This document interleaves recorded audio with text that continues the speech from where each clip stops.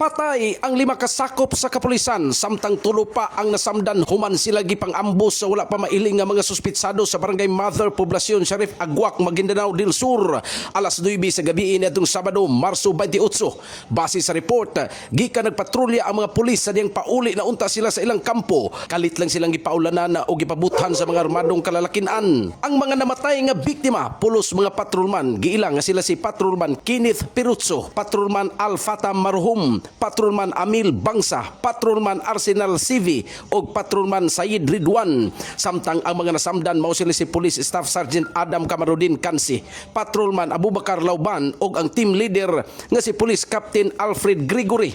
Alayon ni ini gikundina sa Police Regional Office sa Bangsamoro Autonomous Region ang maong insidente o padayon karon ang hot pursuit operation batok sa mga suspitsado.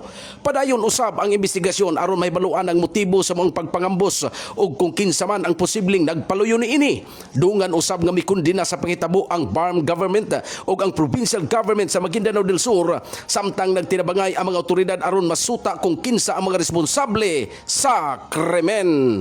In the heart of changing lives, ako si Brigada Alexander Librado sa 96.7 Brigada News FM Butuan, the Music and News Authority.